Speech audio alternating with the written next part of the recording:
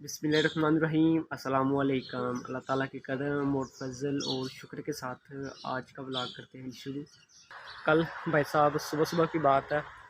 कल भाई साहब विलेज से सियालकोट आए थे, तो आते वक्त न भाई साहब फोम लेकर आनी थी।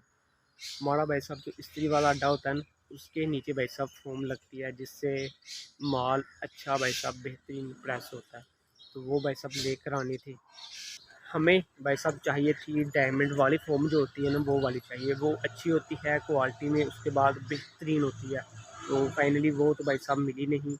तो फिर भी भाई साहब आते हुए शाबा फाटक जो है ना, वहाँ से 7 स्टार वाले थे ना, उनकी भाई साहब फोम मिल गई। तो वो भाई साहब लेकर आए हैं। तकरीबन भाई साहब कई बार तो ऐसा होता है, जो चीज़ आपको चाहिए ना वो मिलती नहीं है, और जो आपको नहीं चाहिए होती वो आपको मिल जाती है। तो ऐसा ही हमारे साथ कल हुआ। तो फाइनली भाई साहब 1500 रुपये की एक फ़ॉर्म आई थी। हमें चाहिए थे 3, पैसे हमारे पास थोड़े थे, तो हमने 3 की बजाय भाई साहब 2 ले ली। वो 3000 की भाई साहब आई।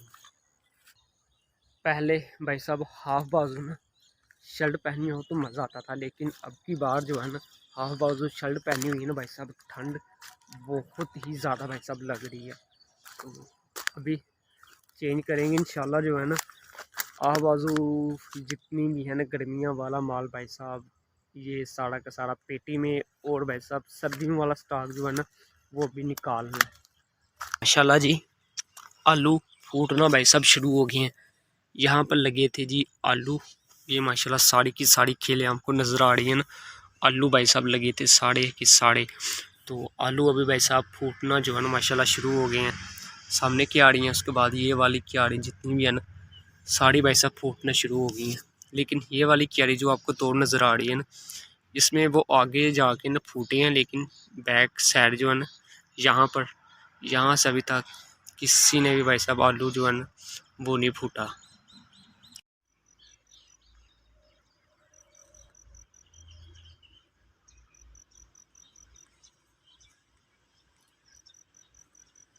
छोटे छोटे गंडोले हैं, अभी रोड के ऊपर निकले हुए हैं। दोनों की जोड़ी भी जा रही है, एक किधर भी है। कितने ज़्यादा भी रोड पर फिर रहे हैं आके। सर्दियाँ इतनी ज़्यादा आई नहीं है मेरे ख्याल से ना, क्योंकि अभी दोपहर के टाइम तो भाई साहब ठंड लगती कि नहीं है, लेकिन सुबह के टाइम देखें ठंड लगती है।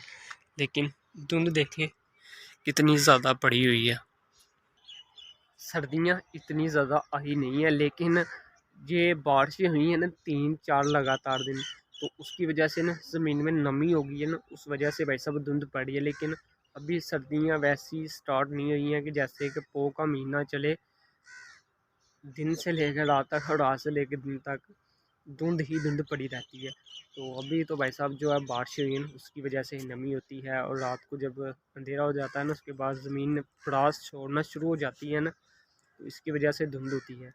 तकरीबन मुझे लगा था कि ये एरिया जो है ना, इधर ही ज़्यादा धुंध होती है। वो कैसे, इधर है नहर, समड़ियाल की नहर है, बहुत ही ज़्यादा बड़ी। तो मुझे लगता है कि वहाँ से जो है ना नहर बहती है ना, इस वजह से आले दुआले धुंध होती है। लेकिन इतवार वाले दिन मैं अपने विलेज गया था ना, वहाँ पर भी मैंने देखा यार सुबह सुबह इससे भी ज़्यादा धुंध पड़ी हुई थी। तो मुझे अंदाज़ा हो गया कि ये बारिश की जो नमी होती है ना, बारिश के बाद तो भाप ज़मीन छोड़ती है, तो तब धुंध पैदा होती है। ज़मीनें होती हैं गीली, तो सूरज निकलता है, उसके बाद जब ये ठंडी होने लगती है ना, फिर हीट छोड़ती हैं, तो वो भाप बनकर ना आसमान को निकलती है, तो वो हर तरफ स्मोक ही स्मोक हो जाती है। ये भाई सब कनक लगाई गई है, देखें माशाल्लाह कितनी प्यारी प्यारी भाई साहब हुई है। ये भाई साहब कनक ऐसी लगाई हुई है, ये बहुत ही आसान तरीका। उसके बाद इसका खर्चा भी बहुत ही ज़्यादा कम है। तकरीबन हमारा इलाका है उधर किंगरा मोड़ ना, वहाँ पर भाई साहब शाहपुर के हैं। मैंने ये कनक वहाँ से भाई साहब देखी है। करना क्या है कि पिछले दिन हुई हैं बारिशें बहुत ही ज़्यादा, तो उसकी वजह से ना भाई साहब ज़मीन ज़रा नमी है। तो क्या करना है, बगैर खाद के, बगैर हल चलाए, सारा खर्चा भाई साहब बचा करना। तो आपने क्या करना है, गंदम को एक बड़े से बर्तन में ले लेना है, या थैले में डालकर ना, तो बीज ना पहली हल चलाने के बगैर ही ऊपर फेंक देना है। तो उसने भाई साहब उगना शुरू हो जाना है।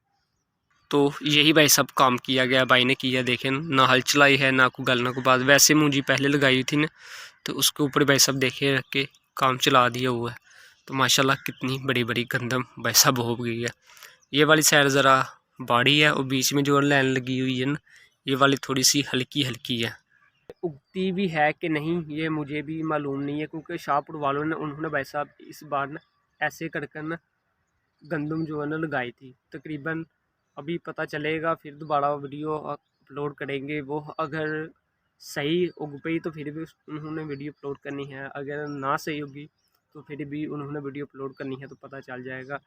ये वाला हल है, इस पर भी हल चलाई गई है। इधर भी माशाल्लाह गंदम लगाई जानी है। ये वाला खर्चा बहुत ज़्यादा होता है, हल चला कर फिर खाद डालें, फिर ये समझ लें कि अच्छा खासा टीका लगता है इसका। देखें ये सारा का सारा खेत में हल चलाया हुआ है।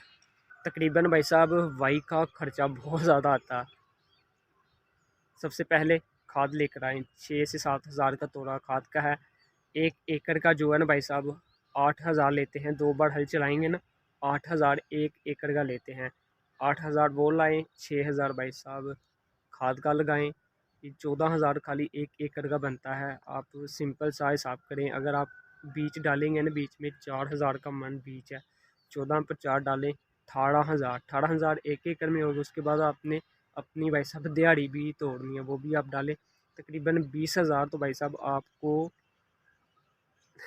1 एकड़ का पहले दिन ही खर्चा आ जाता है। 20,000 इतना ज़्यादा भाई साहब महंगाई होगी ना, करना क्या है किसी ने। सब कहते हैं किसान जो है ना भाई साहब की मौजें लगी हुई हैं, गंदम का रेट कितना ज़्यादा है और धान की फसल का कितना ज़्यादा रेट है, लेकिन आप लोगों को ये भी नहीं पता खर्चा कितना ज़्यादा होता है।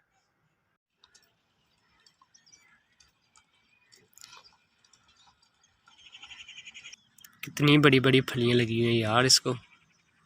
ये पता नहीं कौन सा बूटा है, सूख गई हैं बीच में, ये सूख गई हैं। बीज है मूंगी की दाल, मूंगी की दाल जो है ना वो वाली फली है।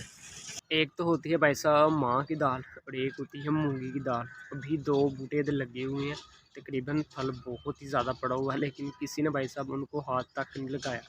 बीच में पक गए हैं और बीच में अभी जो है ना भाई साहब हरे हरे हैं। देखें ना बीच में ये सूख गए हैं और बीच में ये हरे हरे हैं मूंगी की दाल के। एक ये वाला बूटा लगा हुआ है, तो एक ये वाला लगा हुआ है।